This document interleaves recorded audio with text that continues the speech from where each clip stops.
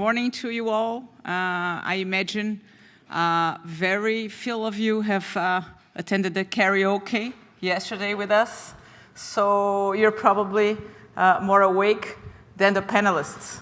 But hopefully they can bring a lot of flavor of what has been happening in Brazil to you. It's an amazing evolvement over the last 20 years. I started mentoring entrepreneurs in 2000 when we helped fund Endeavor in Brazil. And ever since, there was no ecosystem. And ever since, we have experienced an enormous growth in relevance and in number. Today, we have over 30,000 startups founded by Brazilian founders and several unicorns. And I wanted to welcome to our panel Carlos Cochran, Managing Director of Qualcomm Ventures. We used to say he's the grandpa of venture capital in Brazil because he started in 1999. He was a lot older than myself, okay? I was just 33 years old at the time. Welcome, Carlos.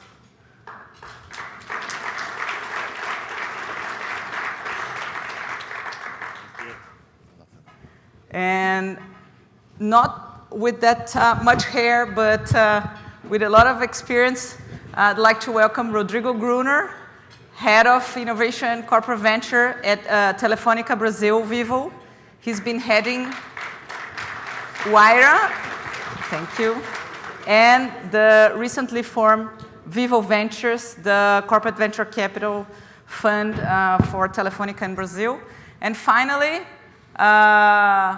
this guy is the most wasted from the karaoke yesterday.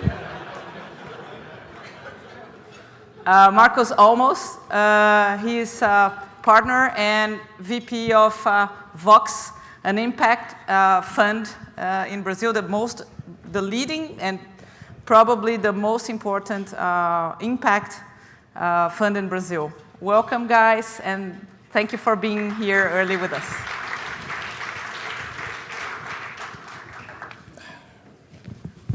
Is that working? Yes? Okay. So first of all, thank you all for being here today with us. And I was curious because James was talking to us yesterday about the progress of venture capital in Brazil and the witness and the father and the grandfather of venture capital.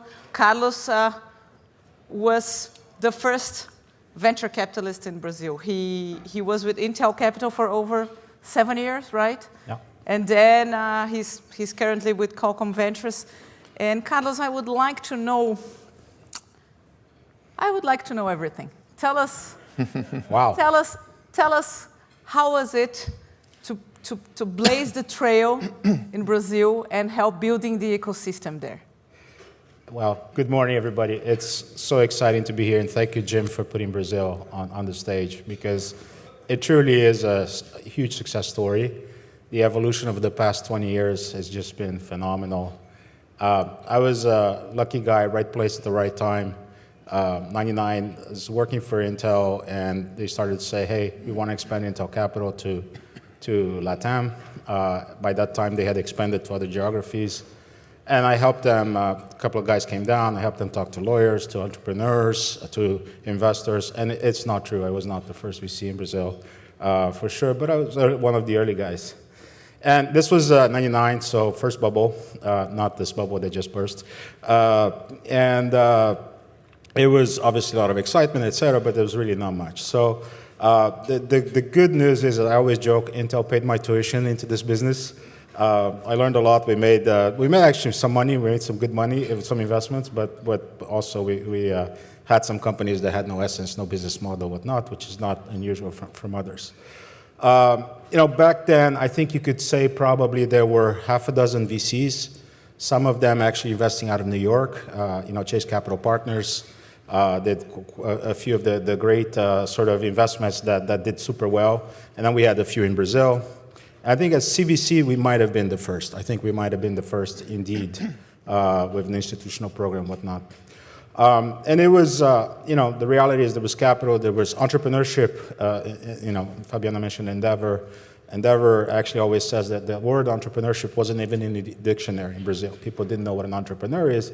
They knew what an empresario is, like a businessman, but not an entrepreneur, somebody who's starting a small business out of, basically bootstrapping or whatever.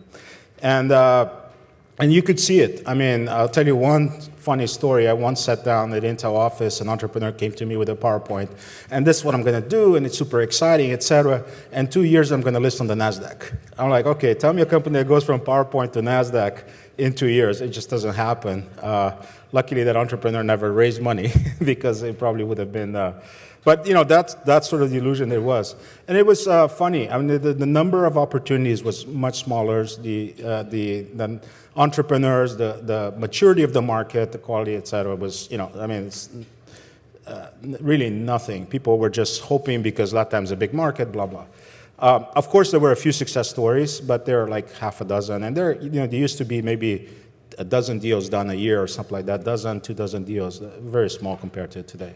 Fast forward 10 years, 2010, things started to really pick up. The web was, maturing, and Web 2.0 was taking off, et cetera. And then you saw a new round of VCs. You saw Kasek, you saw Redpoint, you saw Monashis. Monashis had started a little earlier. Some of these guys had started earlier, but we really started to see a lot of activity. And back then, that's about when I joined Qualcomm Ventures. There was like, okay, great. You now have early stage money, but you don't have seed stage money, and you don't have growth stage money. And then eventually the ecosystem continued to evolve. Okay, now you have growth stage money, but you still don't have much seed stage money, and you don't have exits. Now there's a bunch of guys like Atlantico and Maya Capital, et cetera. These guys are all doing super early stage seed stage money. It's fantastic, right? Maya just announced yesterday they raised their second $100 million fund. Super happy, right? And then it was like until around circa 2017, it was, it's all great. You have an evolving ecosystem, but you don't have exits. And then we had the 99 exits, which I was fortunate to be a seed investor in together with Monashis, $1 billion exit. That was like, wow. That's when, if you look at 2018, maybe it's a coincidence or not, but it certainly woke people up saying, okay, you can make money. There's a lot of opportunity for value creation. And again, because we started early, today we have in our LATAM portfolio, it's roughly a little less than 20 active companies. We have 5 unicorns. Companies that we came in at $10 million valuation, some of them Series B at closer to 50. But I mean, it's just phenomenal. And again, all that says is that, historically, yes, we're maybe less on deep tech. But there's, if you apply technology to solve real problems, and there are tons of problems in LATAM everywhere, right? Because inefficiencies galore. You're now creating a lot of value, and now, typical evolution. We've had exits, then there's the 99 mafia, there's the Rappi mafia. Entrepreneurs get out, make some money, and now they start to become entrepreneurs. And the ball, basically the flywheel is just going. In the meantime, over the past 5 years or so, we started to see CVCs taking off, right? And people starting to dabble. And I was actually in Brazil in November last year. I came back, okay, there's about 60 corporate VCs. I heard 200 today. I was like, wow, right? Now, I think much like Quinn was on stage yesterday, we've refined our playbook over the years. We've been doing this for 22 years now, right? I expect these guys to refine their playbook as well. And we'll talk about this, right? I mean, there is, and I know we look at CVC as more than just, venture investing. There's innovation, et cetera.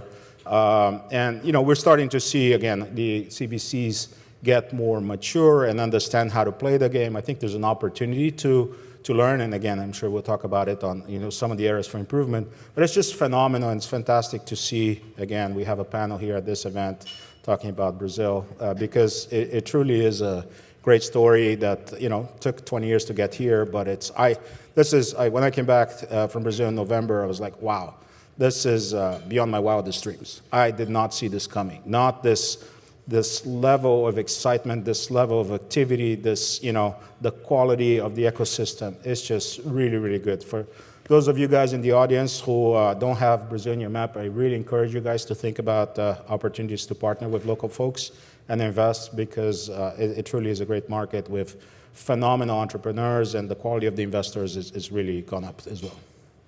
Incredible. My personal story is that I was a partner at a major law firm in Brazil, and I worked with M&A. And during the pandemic, I was compelled to fund my own law firm, just focus on venture capital and corporate venture capital, because the demand was so great that, ordinary law firms wouldn't handle it. And I'm living out of venture capital now. Yeah. So and that's another funny Brazil, story. Who would say that this would be possible? The early investments we did, usually the entrepreneurs say, oh, my uncle is a lawyer, like a commercial lawyer or whatever. He'll do the documents for me. And the documents they didn't understand what a VC term sheet is. They didn't understand the mentality, et cetera. And then again, today you have, so it's just amazing. Incredible. Now, I have a question for Rodrigo Gruner. So Telefónica Spain has had Wayra for 12 years acting in Brazil, the accelerator, and now just recently announced one of the biggest corporate venture capital funds in Brazil, the Vivo Ventures. What are the lessons learned over this process of, having an accelerator and then deciding to finally set up your corporate venture capital fund? Good morning, everyone. Thank you, Fabiana, Jim, for the invitation. Sorry. It's an interesting case because talking about Telefónica Group, not necessarily Telefónica Spain, but Telefónica had a long history on corporate venture capital, starting with Wayra many years ago, 12 years more or less, in many countries, not only Brazil. So Spain, all the Latin America countries. Hello? Sorry, it's me. No problem. Latin America countries, Europe, and Brazil was no different. So Wayra started as an accelerator around 2010, 11. With time, the group realized that helping early stage startups was a good thing, but it was possible to put money actually and join the results and the value creation from the companies. So we started investing, but always in pre-seed, seed rounds. At some point, and it was very recent, maybe 2 years ago, we realized that if we really wanted to capture more value, but mostly generate more impact in the ecosystem, we should be more integrated and, to be honest, have more money in the play. So that's when the company decided to start this new fund. I think it's more or less in the time that Carlos mentioned that other companies, other corporations in Brazil also started to think about it or execute, and reflects the maturity of the market, but also the changing mindset of the corporations. It's something that in Brazil probably you wouldn't see corporations the size of Vivo. Vivo is the local operation of Telefónica in Brazil. It's the leading telco. You wouldn't see this type of discussion in the C-level, for example, 5, 6 years ago. And right now, it's I would say that it's one of the 3 probably priorities of all the CEOs in Brazil is to have a presence, a relevant presence in the venture capital some way, or the open innovation market in Brazil. So we decided to launch this fund. It's a $65 million fund. In Brazil, I know for the US maybe it's not much, but in Brazil, especially in corporate venturing, is a good fund, a good size fund. One of the key learnings that we had is that for many years, even though the initiatives were aligned with part of the strategy, they were not so aligned as we are doing right now. So since the beginning, since the moment that we took the decision to launch this new fund, the engagement with C-level corporation, with the company strategy was extremely high. So the moment that we decided and we closed the thesis, for example, it was very clear that we were aligned with what the business is looking in the long term. And we're very early, so the fund is just launched. We're starting to look for opportunities. Probably in the next month we'll have the first opportunities being. We're going to invest the first opportunities in the next months, and I think this is what was basically a big change in mindset in the corporation. It's not one quick maybe mindset or change, but something that we're going to do for a long term right now. You said mindset, and I think that one of the biggest challenges I've experienced shifting from M&A to venture capital was to deal with corporations with the controlling mindset, and that reminded me of a fable of the frog and the scorpion. I don't know if you've heard that fable, where, you know, there's a fire on the forest, and both the scorpion and the frog have to cross the river. And the frog is about to make the crossing, and the scorpion say, "Hey, frog, would you give me a ride on your back?" And the frog says, "Scorpion, you're gonna sting me in the middle of the crossing." And the scorpion says, "Huh, but that would be stupid because both of us would die in the middle of the river." And he said, "Yeah, you're right, come along." Then the frog starts, you know, jumping, and when he gets in the middle of the journey, the scorpion goes there and he stings the frog. And then the frog, paralyzed already, and says, "Why?" And the scorpion says, "It's my nature." I'm not saying it's easy. You know how Brazil, or the maturity is something that evolves. Until maybe 2-3 weeks ago, some people were still asking me when we were going to acquire our first startup. and then we have to explain for the 10th time, we're not going to acquire anyone. It's a different tool. It's a different strategy. But I think there's good signs, as Carlos said, that as a whole, the market is changing. So when we have more and more people that understand what venture capital is, why we are doing this, and why is the importance in the strategy of the company, I think we are getting to a good momentum right now. But of course, it's a journey. It's not that we are changing overnight, right? And I'm really curious to hear Marcos, to understand, because we have been talking about digital transformation, but what about the mindset transformation? You, as you know, as an independent fund manager, managing funds like the biggest state-owned bank, has a CVC managed by you guys, and also the most important and most relevant hospital in Latin America has a CVC managed by you guys. How is it dealing with the cultural transformation in addition to the digital transformation? Oh, very good. Thank you. Well, thanks everyone for the invite over here. This is a great event. Thanks for having me. Well, you see, it's really different when you go from corporation to corporation. I mean, as Carlos and Gruner have pointed out, the environment has evolved so much. And when you think about emerging markets, you maybe try to mimic whatever has happened in the developed markets before. But then you have to understand that the infrastructure is not exactly the same. And we're not talking about physical stuff. We're just talking about the way people are different. People behave differently, and people have evolved differently. So sometimes you have the possibility of leapfrogging in some technologies, but you may be able also to leapfrog in mindset, so to speak, a little bit. So you borrow some of the experiences from the developed markets and try to apply them to your day-to-day in Brazil. And I mean, I bet this has been the case in Vivo and Telefónica in Brazil, which is very different from whatever it is in Spain or Europe or other regions they're in. And what we see when we service more than one of those corporations is that the innovative mindset and the whole cultural transformation has to come alongside at some point, hopefully before, but maybe alongside the digital transformation. There's a lot of opportunity for investment, a lot of opportunity for combined innovation, for collaboration, which is maybe an environment that's more collaborative than the regular corporate environment. And in LATAM, that's kind of an animal with a life of its own, different from here too. And some other places you're still like kind of lagging behind. You say, hey, you know what? There's opportunity. I need to jump on this bandwagon. I'm having some sort of fear of missing out on the whole digitalization, modernization. I mean, all my peers are doing it. I have to do it too. But then again, you have to stop and think a little bit about the purpose. Why are you doing this? What do we want to get accomplished with this?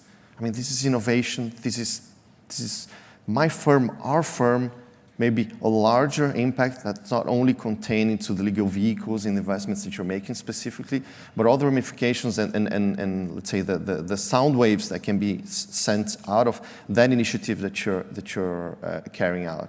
And this goes alongside, you can collaborate. I mean, interestingly enough, you can have a CVC from a hospital collaborating with a CVC from a telecom company. Because they do have synergies, maybe.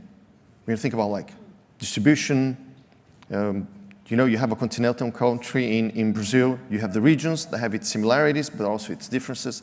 So I guess to sum it up to answer the question, at the end of the day, the largest challenge for CVC is to make it kind of merge with what we have in VC in Brazil.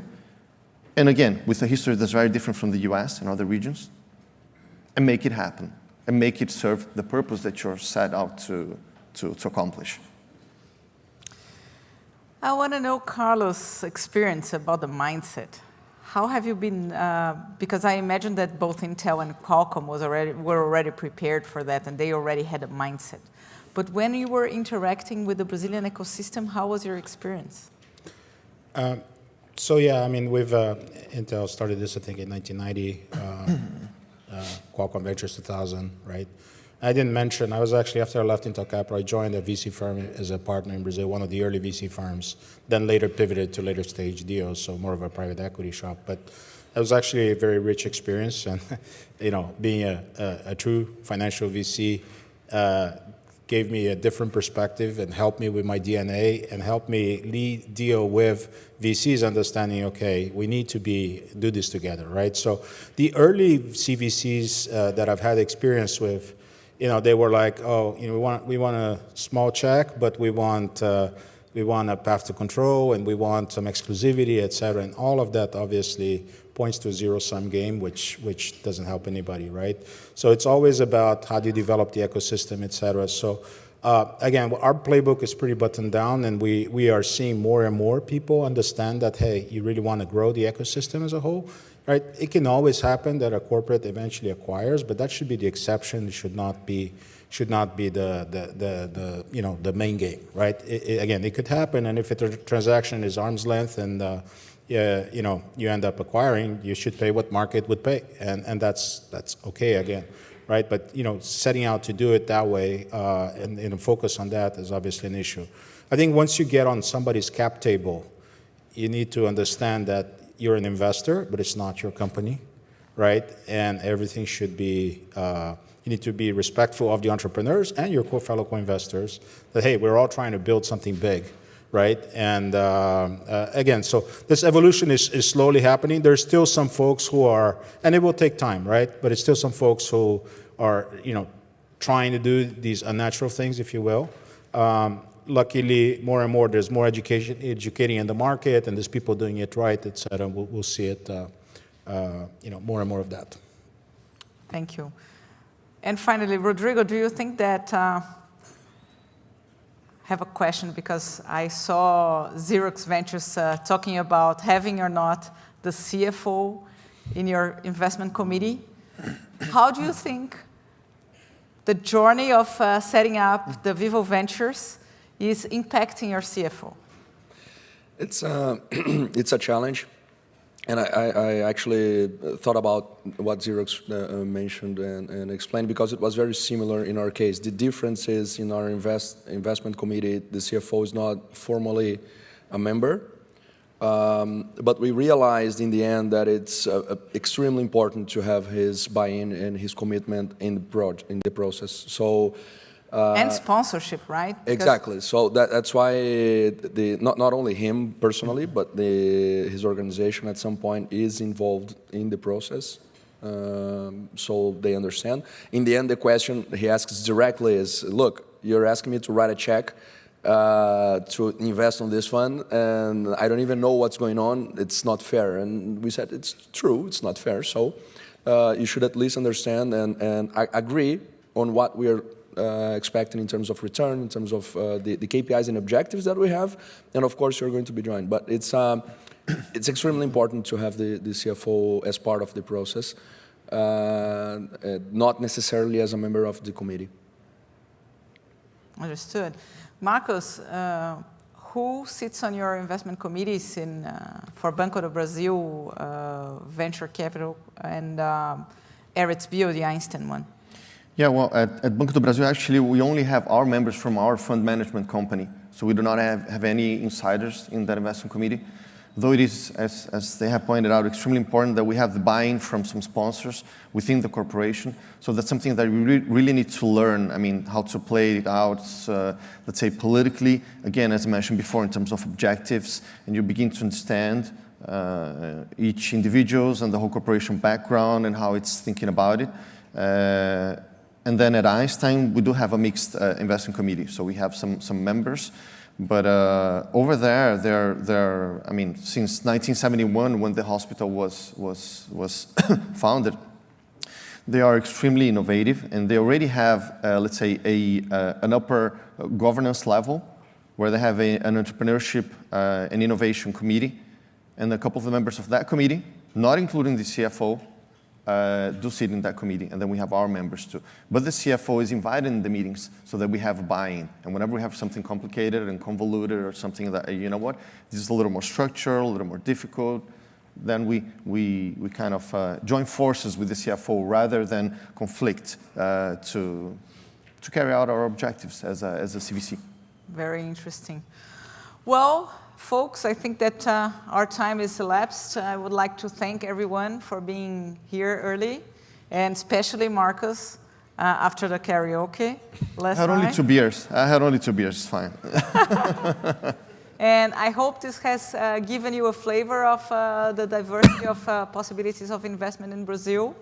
And anticipating we're going to have a summit in October, I hope you can make room for this very important and very interesting discovery investigation for you guys if you are able to come to Brazil. And thanks again for James for inviting us and having us here in the panel, the Brazilians. We hope to gain relevance each year here. Thank you, guys.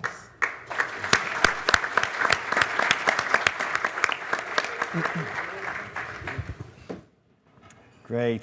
Just while Adam's taking a photo then, Fabian.